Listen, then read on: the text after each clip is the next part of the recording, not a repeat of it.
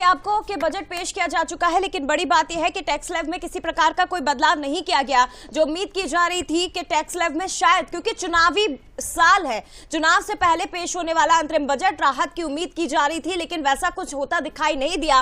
Tax slab में किसी प्रकार का कोई बदलाव नहीं किया गया है। हालांकि आपको ये भी बता दें कि रक्षा खर्च में थोड़ी सी बढ़ोतरी की गई है और इसके साथ ही आशा बहनें, आंगनबाड़ी कार्यकर्ता आशा बहनें, इन्हें आयुष्मान योजना का लाभ दिया जाएगा।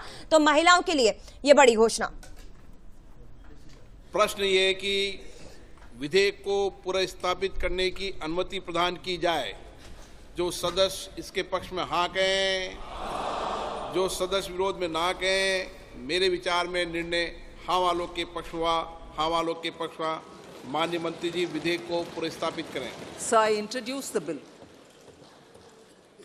सभा की कार्रवाई शुक्रवार दिनांक 2 फरवरी 2024 को प्राप्त 11 बजे तक के लिए स्थगित की जाती है। कार्यवाही फिलहाल स्थगित कर दी गई है, लेकिन बड़ी खबर यही है कि टैक्स स्लैब में किसी प्रकार का कोई बदलाव नहीं किया गया। हालांकि महिलाओं के लिए कुछ बड़ी बातें जरूर की गई हैं और इसके साथ ही आपको बता दें 300 यूनिट बिजली हर माह मुफ्त रहेगी। ये भी एक बड़ा ऐलान किया गया है। नए मेडिकल कॉलेज के लिए कमेटी का गठन, मेडिकल कॉलेज खोले जाएंगे। 5 साल में 2 करोड़ घर बनाए जाएंगे।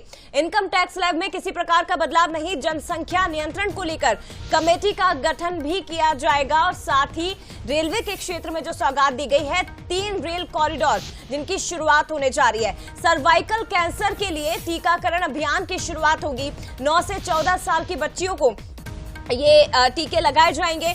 इसके साथ ही तिलहन के अनुसंधान को बढ़ावा दिया जाएगा। आशा बहनों को आयुष्मान योजना का लाभ दिया जाएगा। तो ये वो बड़ी बातें हैं बजट की जो समझना बहुत जरूरी है। टैक्स स्लैब में कोई बदलाव नहीं हुआ है, यानी कि कुल मिलाकर आप इसे मिला जुला बजट कह सकते हैं। आयकर दाताओं को राहत नहीं मिली, लेकिन महिलाएं जो उम्मीद कर रही थी कि शायद महंगाई से कोई राहत मिले, तो वैसा होता कुछ दिखाई नहीं दिया। कोई बड़ा ऐलान नहीं, कोई बड़ी घोषणा नहीं, महंगाई से राहत के लिए कोई बड़ी बातें नहीं कही गई है। लेकिन इसके साथ ही रेलवे के क्षेत्र में 40,000 सामान्य रेल कोचेज वंदे भारत जैसे होंगे, ये ऐलान जरूर किया गया है वित्त मंत्री की ओर से। इसके अलावा आपको बता दें कि ब्लू इकोनॉमी 2.0 के तहत नई योजना की शुरुआत की जाएगी। इलेक्ट्रिक गाड़ियों को बढ़ावा दिया जाएगा।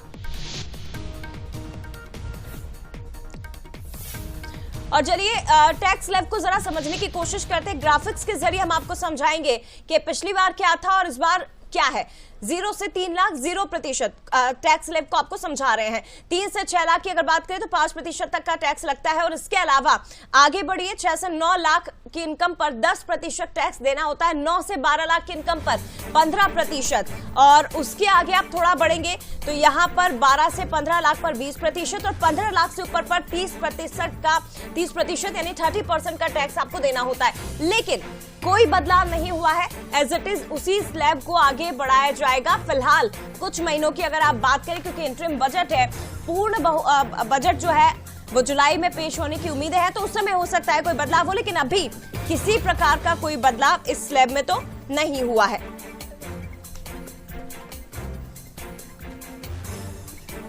तो ये बड़ी खबर। हालांकि इंफ्रास्ट्रक्चर को मजबूत बनाने की बात जरूर कही गई है।